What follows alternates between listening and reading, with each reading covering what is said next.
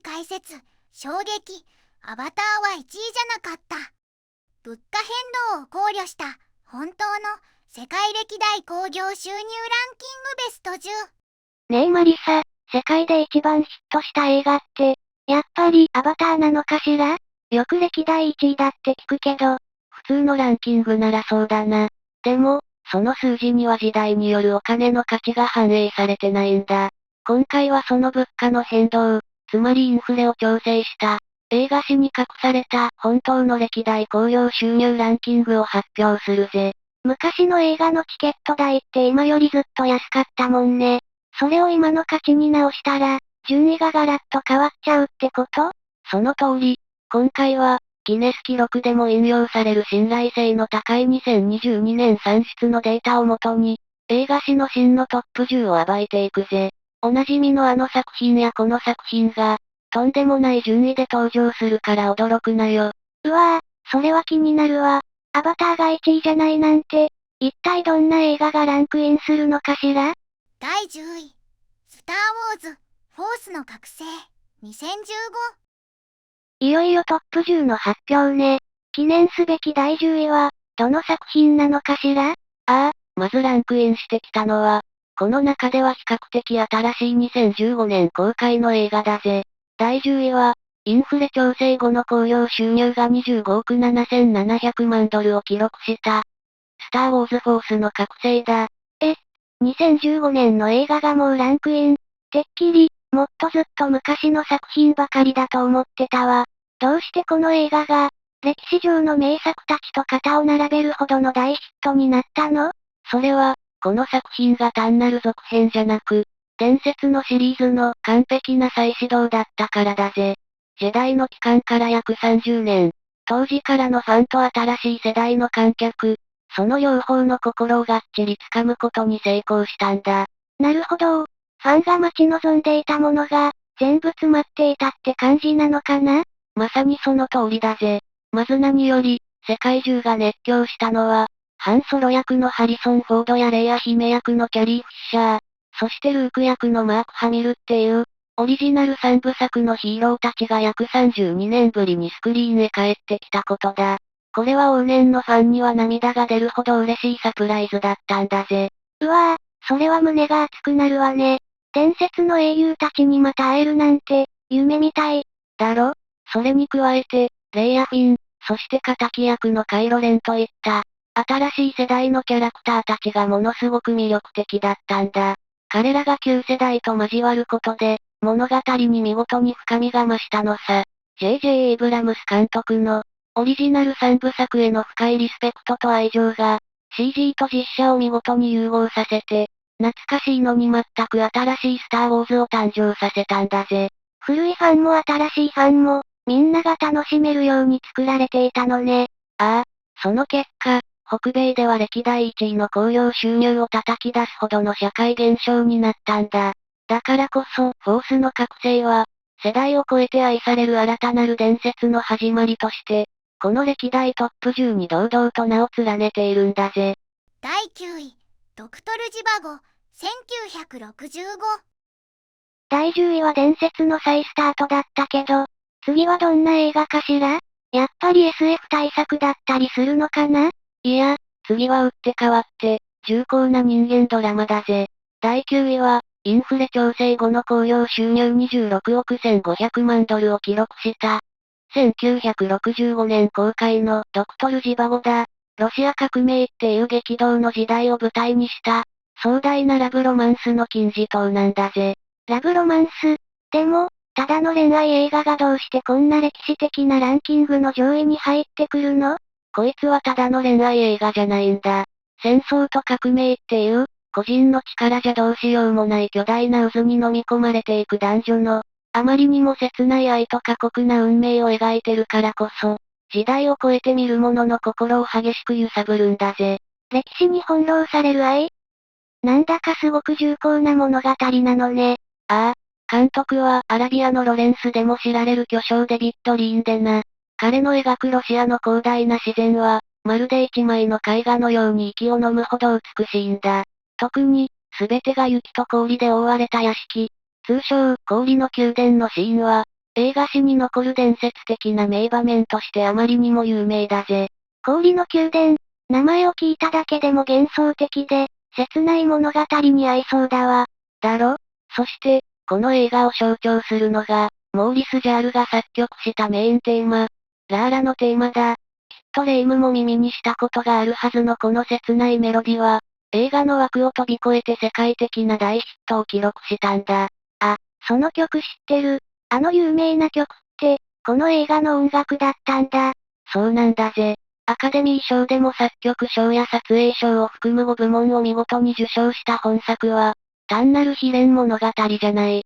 歴史の中で、個人の純粋な愛がいかに尊く、そして儚いものかを教えてくれる、まさに魂の女子詩なんだ。映像も音楽も物語も、すべてが一級品ってことね。その通りだ。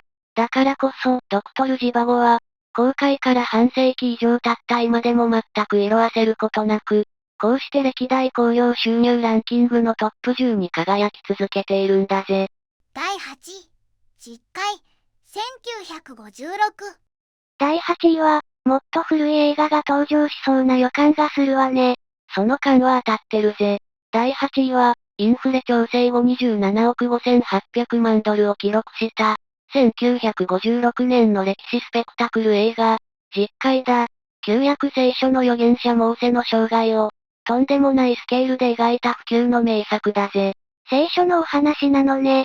でも、聖書の映画がどうしてそんなに大ヒットしたの？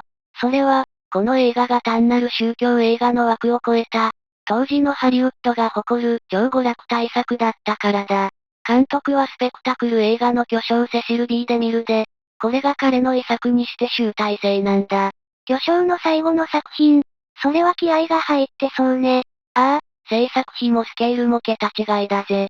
エジプトでの大規模ロケに、数万人規模のエキストラ、豪華絢爛なセットや衣装、そして何より伝説になってるのが、クライマックスの航海が割れるシーンだ。航海が割れるって、あの有名な、海が真っ二つになるシーンのこと？その通り、今なら CG で簡単に作れるかもしれないが、当時はそんなものない。この奇跡の映像を実現するために、特撮スタッフはとんでもない工夫と努力をしたんだ。その迫力は、今見ても鳥肌が立つほどだぜ。CG がない時代にそんな映像を、当時の人はさぞ驚いたでしょうね。まさに映画館でしか体験できない奇跡だったのさ。主演のチャールトン・ヘストンが演じるモーセの圧倒的な威厳と、映画史に残る特殊効果が融合した本作は、世界中の観客を熱狂させた。だからこそ、時代を超えて語り継がれる伝説の超大作として、第8位にランクインしたんだぜ。第7位、E.T. 1982。次は第7位ね。ここまで来ると、もう伝説級の映画しか残ってない感じがするわ。その通りだぜ。第7位は、インフレ調整後29億1700万ドル、1982年公開の E.T. だ。地球に取り残された異星人と、孤独な少年の友情を描いた、SF ファンタジーの最高傑作と言える作品だな。E.T. この映画は私も知ってるわ。どうしてこんなにも世界中の人に愛されたのかしら？それはな、この物語がスピルバーグ監督自身の、子供の頃の孤独な体験から生まれてるからなんだ。両親が離婚して寂しかった時に彼が作り出した空想の友達が、E.T. の原点なんだぜ。だからこそ、描かれる感情がすごくリアルで、見る人の胸を打つんだ。監督の実体験が元になってるのね。あの有名な、自転車で空を飛ぶシーンも、なんだか子供の頃の夢が詰まってる感じがするわよね。ああ、満月を背景に自転車が空を舞うあのシーンは、映画史で最も象徴的な名場面の一つだな。この純粋な感動が世界中の心を掴んで、当時、スター・ウォーズが持ってた世界興行収入記録を塗り替え、そこから11年間も1位の座に君臨し続けたんだぜ。11年間も1位。それはすごいわ。音楽もすごく印象的だった記憶があるわ。よくぞ気づいたな。アカデミー賞を受賞したジョン・ウィリアムズの音楽がまた最高なんだ。彼の音楽がなければ、この映画の感動は半分になっていたかもしれない。監督の個人的な思いから生まれたこの小さな物語が、最高の映像と音楽と結びついて、世界中を涙させた不朽の名作になったんだぜ。第6位、サウンド・オブ・ミュージック、1965。第7位は心温まる SF ファンタジーだったけど、次はどんなジャンルの映画なのかしら。第6位は、映画史に燦然と輝くミュージカル映画の最高峰だぜ。インフレ調整後29億8400万ドルを記録した、1965年のサウンド・オブ・ミュージックだ。知ってる。ドレミの歌の映画よね。歌がすごく有名だけど、物語もそんなにすごいの？この物語のすごいところは、これが実際にあった話だってことだ。ナチスが台頭する暗い時代に、歌と家族の愛の力で困難を乗り越えた、トラップ一家の実話が元になってるんだぜ。実話なの？ただ明るくて楽しいだけの映画じゃないのね。その通り、家庭教師のマリアが7人の子供たちの心を開いていく前半の楽しさから一転、後半はナチスから逃れるための緊迫した亡命劇になる。この光と影のコントラストが、物語に深い感動を与えているんだ。希望を失わない家族の姿に、世界中の人が勇気づけられたんだろうな。まさにそうだな。そして、物語を彩るドレミの歌やエーデルワイスといった数々の名曲は、一度聴いたら忘れられないだろ？この音楽の力も、この映画が不朽の名作となった大きな理由だ。アカデミー賞では見事に作品賞を含む5部門を受賞。特に日本では社会現象になるほどの大ヒットを記録したんだぜ。実話に基づく勇気の物語と、誰もが口ずさめる名曲。その二つが合わさって、歴史に残る大ヒットになったのね。そういうことだ。だから、サウンド・オブ・ミュージックは、ただのミュージカル映画じゃない。愛と歌の力が、どんな困難にも打ち勝つことを教えてくれる、希望の物語として第6位に輝いているんだぜ。第5位、アベンジャーズ・エンドゲーム、2019。いよいよトップ5ね。ここまで古い作品が多かったけど、さすがに現代の映画も入ってくるんじゃないかしら？ついに来たぜ。第5位は、インフレ調整後32億7500万ドル。2019年公開の記憶にも新しいメガヒット作、アベンジャーズエンドゲームだ。やっぱり来たわね。通常の興行収入ランキングだと、一時期1位にもなったって聞いたわ。一体何が、この映画をここまでの社会現象にしたの？それはな、この映画が単体の作品じゃないからだ。2008年のアイアンマンから始まった、10年以上、21作ものマーベル・シネマティック・ユニバースっていう、壮大な連続ドラマの集大成、そして最終回だったんだぜ。10年越しの最終回。それはファンにとっては絶対に見逃せないわね。その通り。だから公開されるや否や、世界中の興行記録を塗り替える凄まじいスタートを切ったんだ。そして何よりファンを熱狂させたのが、クライマックスのシーンだ。クライマックス、何か特別なシーンがあったの？絶体絶命のピンチに陥ったキャプテンアメリカのアベンジャーズ、アッセンブルっていう掛け声とともに、前作で消されたはずのヒーローたちが全員復活して駆けつけるんだ。あの瞬間は、世界中の映画館が歓声と拍手に包まれたと言われるほど、伝説的なカタルシスを生んだんだぜ。うわぁ、想像しただけで鳥肌が立つわ。10年間応援してきたファンにはたまらない展開ね。だろ？アイアンマンやキャプテンアメリカといった、シリーズを支えてきたヒーローたちの物語に一つの感動的な区切りをつけ、次世代にバトンをつないだ本作は、まさに10年間の感謝を込めた卒業式のような映画だったのさ。だからこそ、この作品はただのヒーロー映画としてではなく、一つの時代の終わりを告げる文化的イベントとして、歴代5位という記録を打ち立てたんだぜ。第4位、スター・ウォーズ、1977。第5位が MCU の集大成なら、第4位はもっとすごい映画ってことよね？一体何なのかしら？この作品がなければ、その後の映画の歴史は全く違うものになっていただろうな。第4位は、インフレ調整後35億6300万ドル、1977年公開、すべての伝説の始まり、スター・ウォーズだ。出たー。さっきのフォースの覚醒の元祖ね。でも、どうしてこの最初の作品が、映画の歴史を変えるほど衝撃的だったの？それはな、映像、物語、音楽、その全てが革命的だったからだ。まず度肝を抜かれたのが、冒頭のシーン。スクリーン下から現れた反乱軍の宇宙船を、巨大な帝国の戦艦が追いかけてくるんだが、そのリアルさと巨大感は、当時の観客の度肝を抜いたんだぜ。今では当たり前の映像も、当時は最先端だったのね。ああ、ジョージ・ルーカス監督は、この映画のために ILM っていう視覚効果の会社まで作っちまったんだ。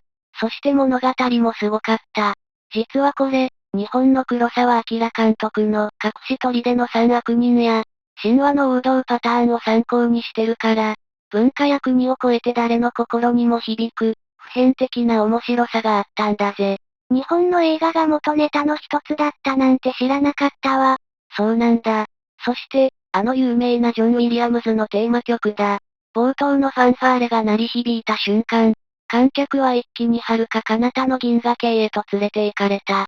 この映画の成功は、その後のブロックバスター映画の作り方や、キャラクターグッズ展開のビジネスモデルまで、全てを変えてしまったんだ。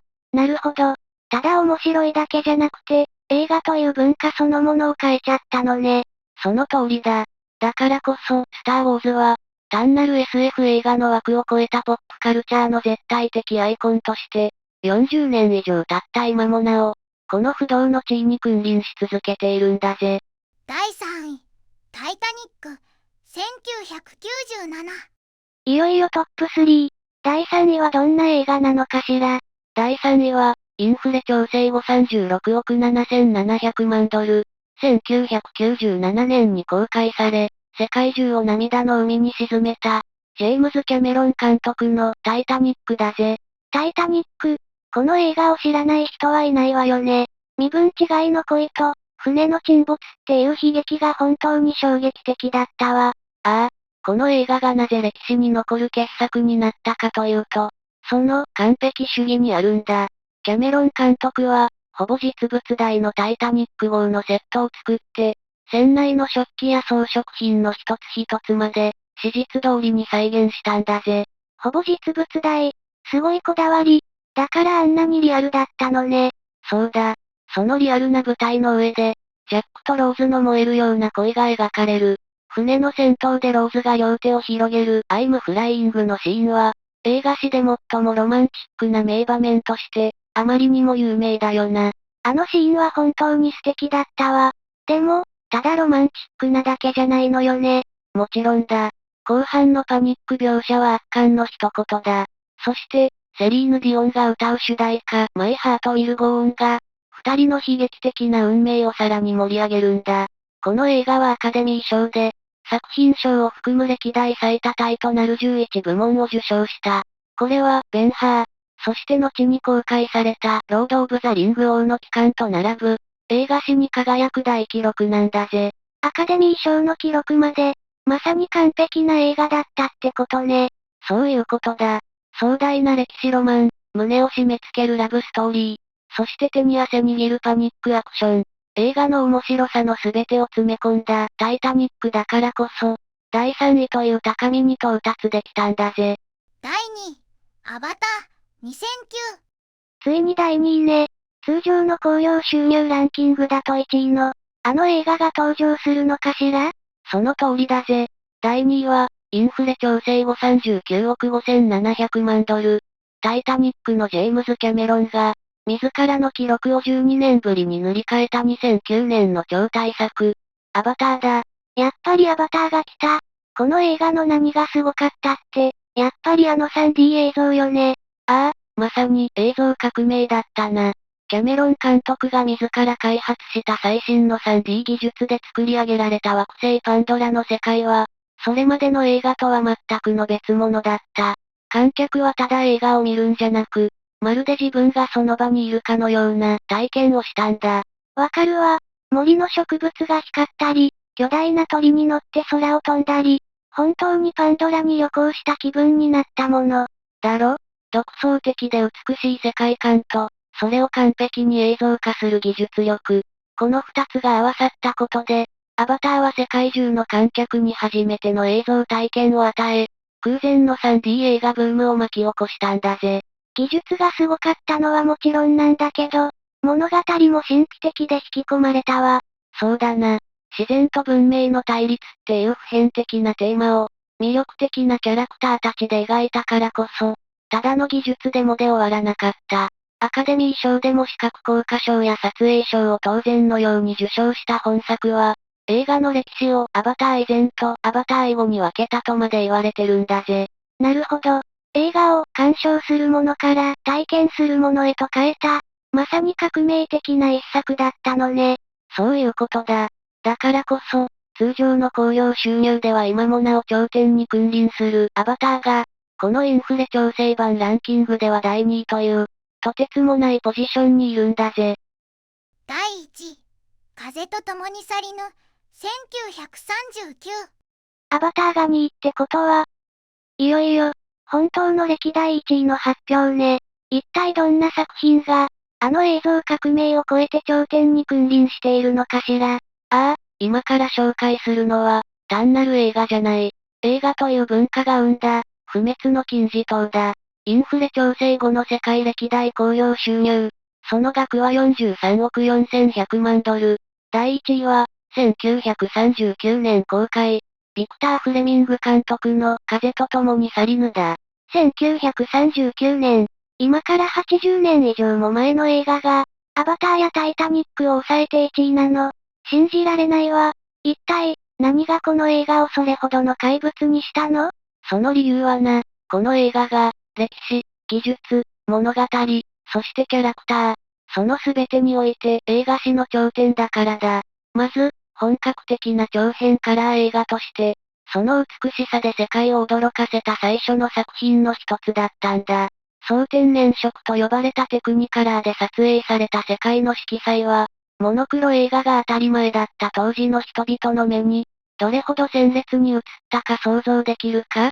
白黒の世界に、突然色が溢れ出したような衝撃。きっと魔法みたいだったでしょうね。まさにそうだったろうな。特に、南北戦争でアトランタの街が炎に包まれるシーンの迫力は圧巻だ。そして、アカデミー賞では作品賞を含む10部門を独占。中でも特筆すべきは、黒人女優として史上初めてハケ・マクダニエルが助演女優賞を受賞したことだ。これは映画史だけでなく、社会の歴史においても非常に大きな一歩だったんだぜ。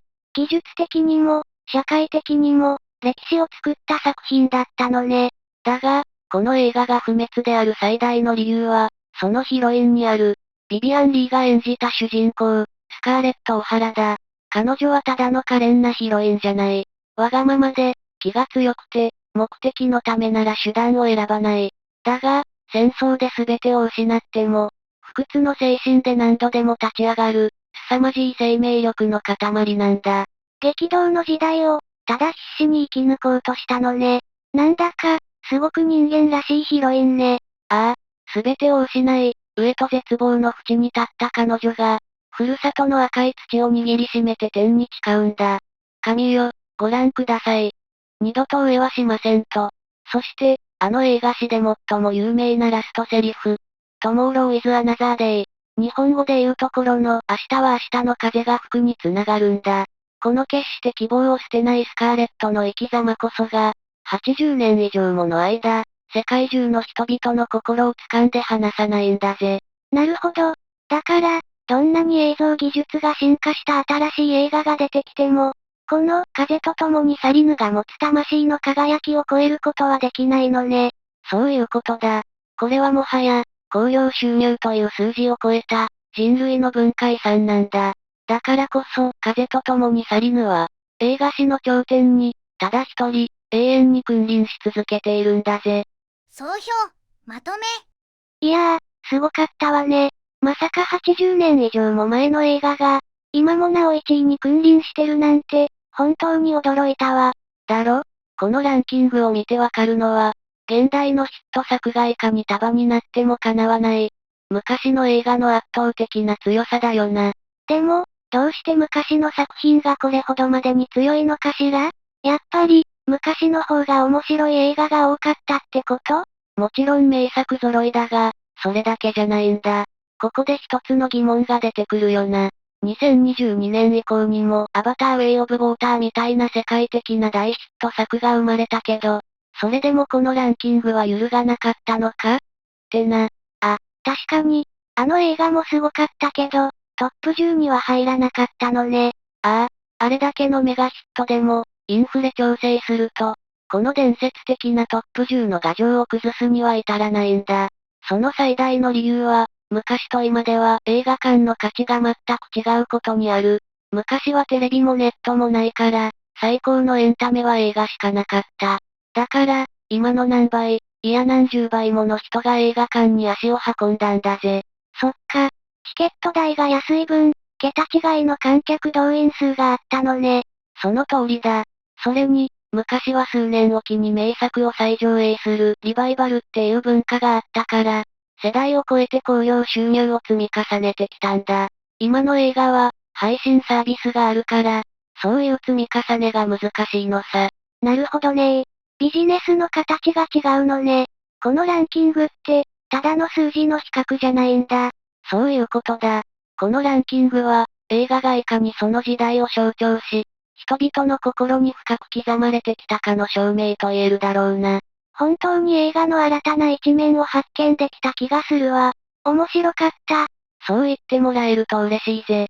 この動画が面白いと思っていただけた方は、ぜひ高評価とチャンネル登録をお願いします。コメントで、皆さんが歴代ナンバーワンだと思う映画を教えてくれると嬉しいぜ。それじゃ、また次の動画で会おうな。